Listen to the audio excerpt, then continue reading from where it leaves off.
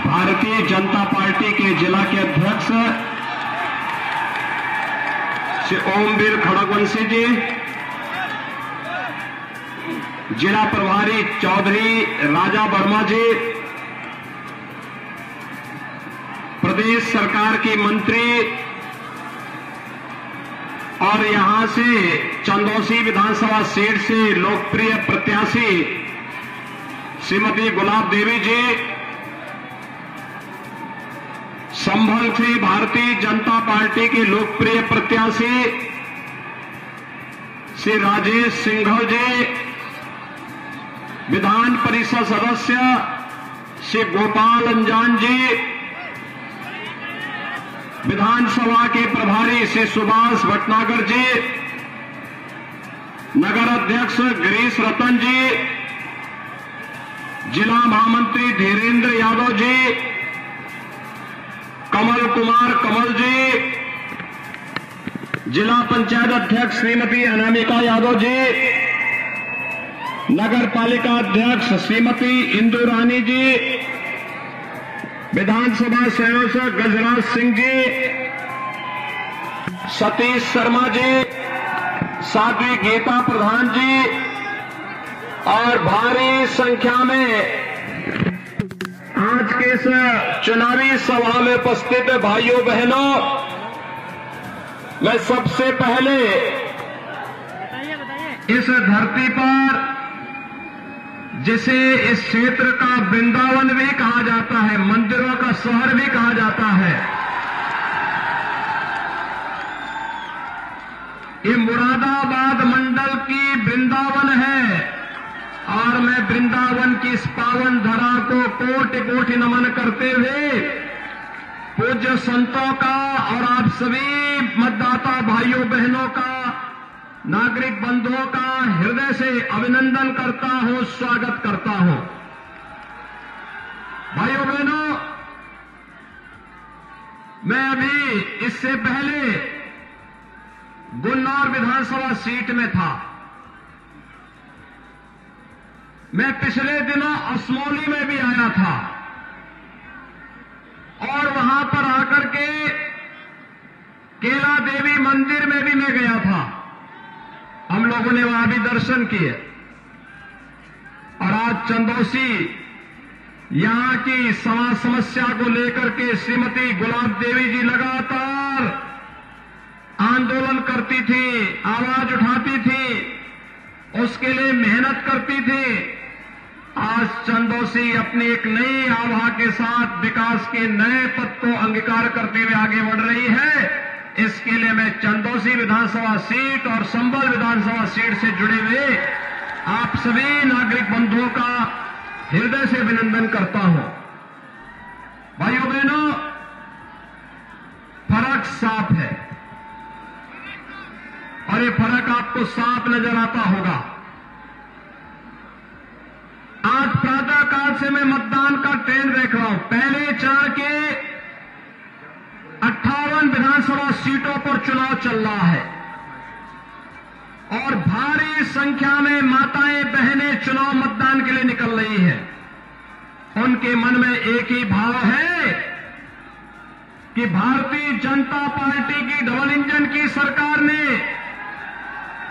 सुरक्षा दी है, इसलिए माताएं बहनें भारी संख्या में भारतीय जनता पार्टी को मतदान के लिए निकल रही है। व्यापारी और नौजवान इसलिए उत्साहित है कि उत्तर प्रदेश में अब उनके सामने पहचान का कोई संकट नहीं, क्योंकि उत्तर प्रदेश में दंगे नहीं हो रहे हैं, अपराध बंद है, अराजकता बंद है और इसलिए वे उत्साहित होकर के वोट डाल रहे हैं। लेकिन जो लोग दंगाई थे, जो लोग अपराध करते थे, छिनैती करते थे, डकैती डालते थे, उनके घरों में सन्नाटा है, क्योंकि उनको लगता है कि अब 10 मार्च के लिए उल्टी गिनती उनकी प्रारंभ हो रही है, इसलिए अभी से सन्नाटा भी छा रहा है। और भाइयों बहनों, मैं आज आपका यही आह्वान करने के लिए आया हूं। पिछली सरकार के समय पिछली सरकार के समय दंगे होते थे और कर्फ्यू लगता था, सभी लोग परेशान होते थे। पिछले 5 वर्ष में कोई दंगा हुआ? दंगा हुआ? कोई दंगा कर पाएगा? क्योंकि दंगा करने वाले को ही मालूम है कि दंगा करेंगे तो आने वाली कई पीढ़ियां भरते भरते थक जाएंगी, लेकिन सरकार की भरपाई नहीं कर पाएगी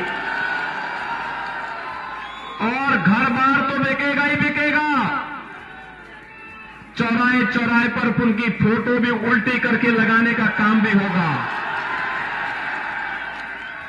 पहले ऐसा होता था, पहले तो दंगे होते थे, कर्फ्यू लगता था। अब भाइयों बहनों फर्क साफ है, अब कर्फ्यू नहीं लगता, अब तो धूम धमाके के साथ कांवड़ यात्रा निकलती है।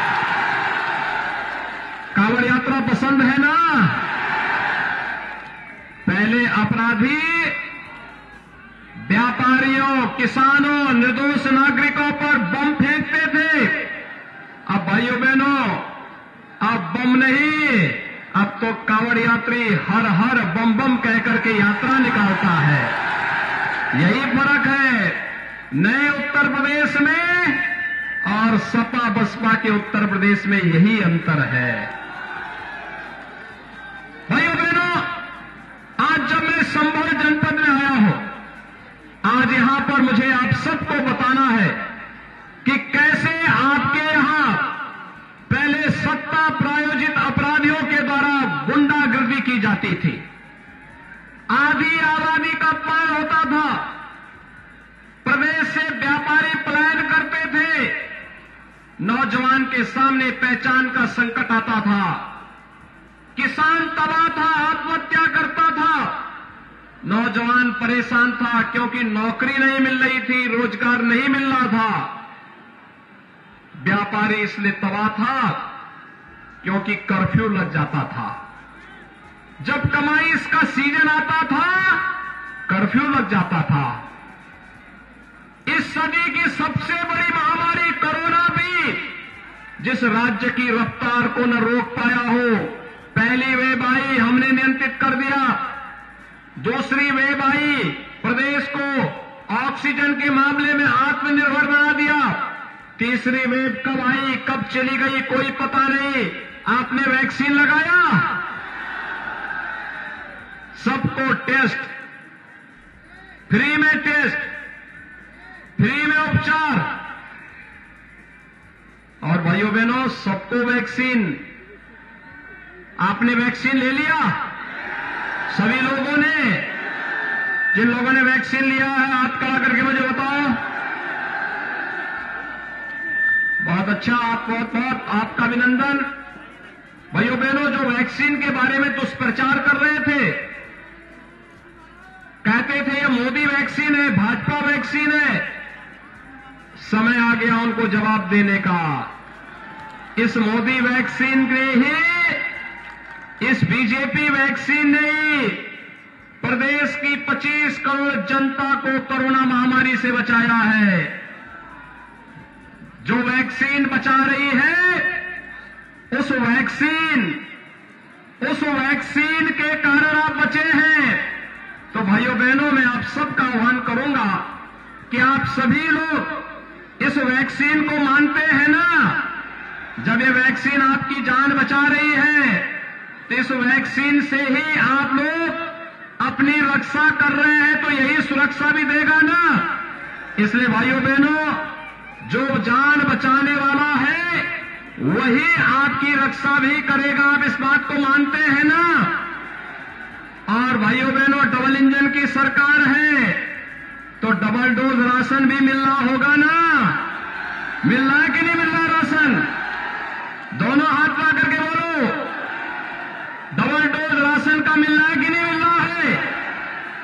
तो भाइयों बहनों, यही है भारतीय जनता पार्टी की डबल इंजन की सरकार का, जहां पर डबल इंजन की सरकार, फ्री में राशन, फ्री में वैक्सीन, सबको वैक्सीन, और डबल इंजन की सरकार है तो फ्री में राशन, सड़क का निर्माण, चिकित्सालय का निर्माण, अब तो संभल में मेडिकल कॉलेज का भी निर्माण हो रहा है।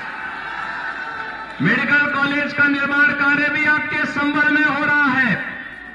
भाइयों बहनों, पहले राशन का पैसा, दवा का पैसा, वैक्सीन का पैसा कहां चला जाता था? यही पैसा इत्र वाले मित्र के घर में चला जाता था। कहां चला जाता था? इत्र वाले मित्र के घर। समाजवादी पार्टी के मुखिया इतने नाराज होते इत्र वाले मित्र का नाम सुनकर के, क्योंकि कहीं सच्चाई सामने ना आ जाए। भाइयों बहनों, आपने अच्छी सड़कें देखी होंगी। पहले आपको बिजली मिलती थी 2017 के पहले, आज तो बिजली मिल रही होगी ना, बिना भेदभाव के मिल रही है ना, सुरक्षा बिना भेदभाव के मिल रही है ना। पहले क्यों नहीं मिलती थी? क्योंकि बिजली का पैसा, गरीबों का घर, गरीबों का शौचालय, ये सब इत्र वाले मित्र के घर में चला जाता था।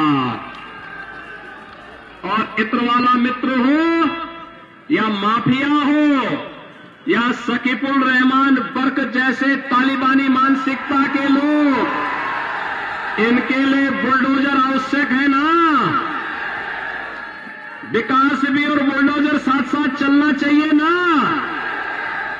जो लोग अव्यवस्था फैलाएंगे उनके लिए सरकार का बुलडोजर सदैव खड़ा रहेगा। और यही आश्वासन देने के लिए आज मैं आया हूं। भाइयों बहनों, ये चंदौसी तो मिनी वृंदावन मानी जाती है। और संभल का अपना एक ऐतिहासिक महत्व, पौराणिक महत्व रहा है। उस पौराणिक महत्व को कुछ लोगों ने धूमिल करने का प्रयास किया। आज एक तरफ जहां चंदौसी विधानसभा सीट और संभल जनपद के विकास के लिए श्रीमती गुलाब देवी लगातार प्रयास करती है, वहीं संभल के अंदर मजबूती के साथ भारतीय जनता पार्टी के पूर्व जिलाध्यक्ष श्री राजेश सिंघल भी शेर की तरह दहाड़ करके गीदड़ों को चुनौती लगातार देते रहते हैं। भाइयों बहनों, मैं आज इसीलिए आपसे अपील करने के लिए आया हूं। श्रीमती गुलाब देवी को भारी बहुमत से विजयी बनाना है ना, और श्री राजेश सिंघल को भी भारी बहुमत से विजयी बनाना है संभल में, जिससे संभल के अंदर से कोई तालिबान का समर्थन करने का दुस्साहस न करने पाए। ये तालिबानी महिला विरोधी है, मानवता विरोधी है। इनका समर्थन करना मानवता का विरोध करना है। इनका समर्थन करने का मतलब अव्यवस्था और अराजकता को बढ़ावा देना है। और इसीलिए मैं आप सबका आह्वान करूंगा, 14 फरवरी को भाइयों बहनों मतदान होने जा रहा है। आप भारतीय जनता पार्टी के पक्ष में मतदान करने के लिए सभी लोग तैयार हैं? सभी लोग, जहां तक मेरी आवाज जा रही है, दोनों हाथ बढ़ा करके बोलो। चंदौसी विधानसभा सीट से श्रीमती गुलाब देवी को और संभल से श्री राजेश सिंघल को चुनाव चिन्ह कमल का फूल, चुनाव चिन्ह कमल का फूल, दोनों हाथ लगा करके मेरे साथ बोलेंगे। जहां तक मेरी आवाज जा रही है, दोनों हाथ लगा करके बोलेंगे।